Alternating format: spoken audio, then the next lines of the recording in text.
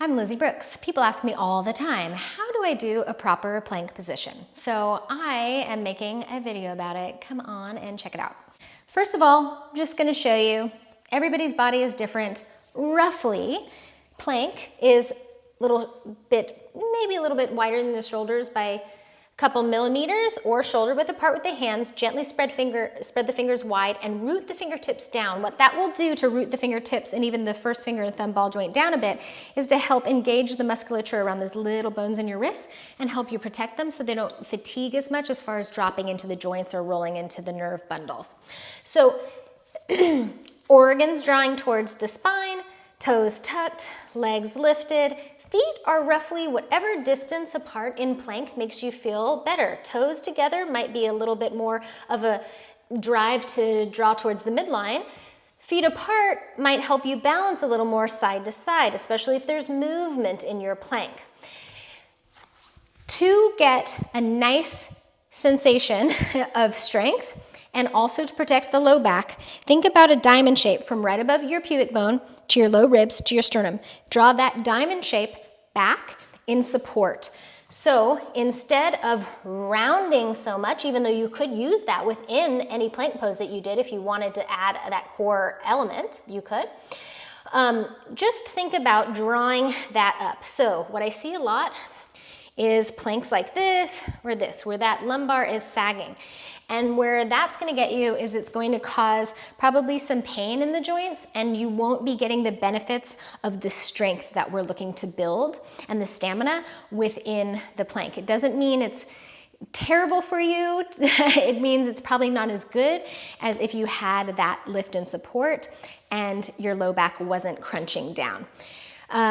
Something to say about this, I hear this all the time. Many yoga teachers ask students to take their shoulder blades onto their back body in plank, and I see this happen all the time. Watch closely.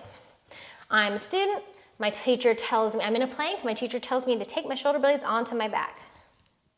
So I'm exaggerating, but a lot of times what happens is, okay, my shoulder blades come on my back, and so now I'm in more of an upper back bend, and I drop the work of the core. If you hear that and it works for you, great. What I have found, and it for many people and myself included, is that cue does not work for me.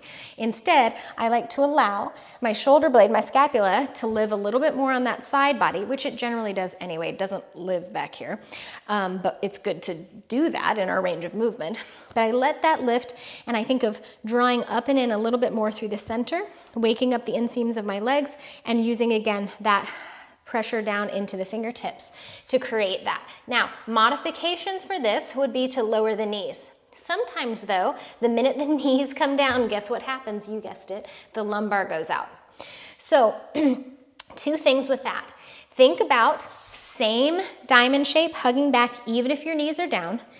And if your knees come straight down underneath you, that's kind of more of an all fours position, which of course is an option. But if you're trying to gain the strength for full plank, it might be better for you to work more of a knees behind the pelvis location, and you could always use a towel or a blanket for that, letting the pelvis come forward without collapsing the lumbar. So think about drawing in and up, getting a little more open at that lumbar rather than collapsed, and breathing here in plank. You can play with adding more strength by moving this little forward and back, maybe drawing some circles. This can also be done with a larger range of movement once the knees are lifted. As far as the foot position, you can play with all different foot positions in plank, okay? Playing with all different things in your plank pose. And then once you have even more strength, you can play with different hand positions. None of this is wrong or bad. It's different. It can be wrong or bad if you don't have the strength yet and you're forcing yourself to do something that isn't quite right at the time. So just to recap, hands shoulder width or slightly, like millimeters slightly wider, generally where you might want to go.